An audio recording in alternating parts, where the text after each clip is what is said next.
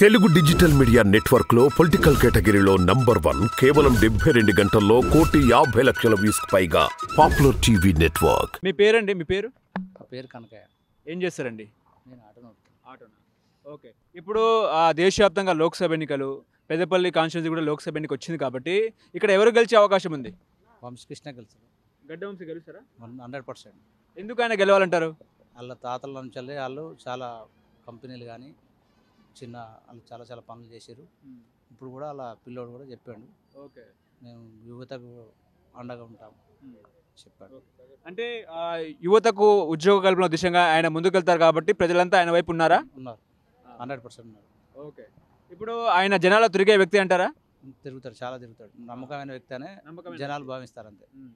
అంటే వాళ్ళ తాతలు కానీ వాళ్ళ బాబాయిలు వాళ్ళ నాన్నగారు అదేవిధంగా ఆయన ఇప్పుడు ప్రజాసేవ చేస్తూ ఉంటారు కాబట్టి ఖచ్చితంగా ఆయనకు పార్లమెంట్కి పంపిస్తారా? 100%, 100%. ఓకే. బంపర్ మెజార్టీతో గెలిపిస్తారు ప్రజలు. ఓకే.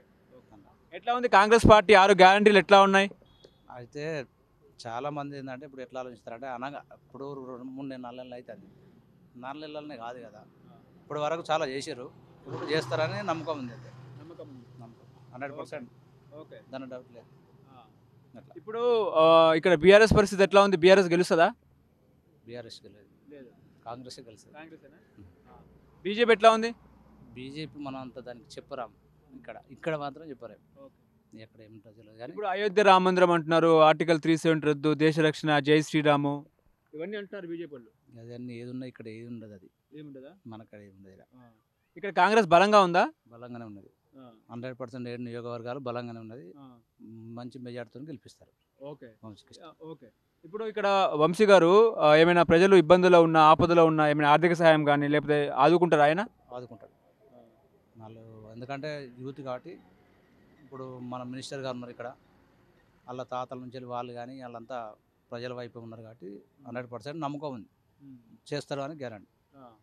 ఓకే. ఇప్పుడు ఆయన గెలిస్తే మీ యొక్క పెద్దపల్లికి ఎటువంటి కంపెనీలు వచ్చే అవకాశం ఉంది? కేంద్రం నుంచి ఎటువంటి నిధులు వచ్చే అవకాశం ఉంది? ఇప్పుడు ఏమైనా డెవలప్మెంట్ అయ్యే అవకాశం ఉందని మీరు అనుకుంటున్నారా? 100%. అట్లా అన్నీ జనాలు ముందుకు పోతున్నారు. మనకైనా రేపు సపోర్ట్ ఉంటాడు, కంపెనీలు తెస్తే పిల్లలకు జాబులు వస్తాయి, అదే ఆలోచన దాని మీదనే జనాలు కూడా ఆలోచిస్తారు. ఓకే. ఇప్పుడు కేంద్రంలో ఏ ప్రభుత్వం వచ్చే అవకాశం ఉంది?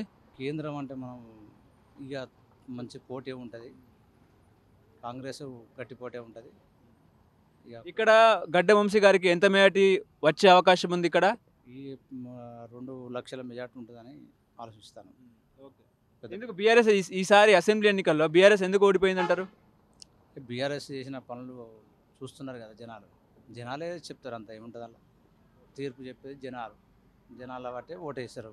లీడర్లు చెప్తే ఓటేస్తారు, జనాలు ఆలోచించిన మేరకే ఓటేసారు. మళ్ళీ కూడా మన కాంగ్రెస్ కట్టేసి ఇప్పుడు కూడా అట్లనే ఇస్తారు.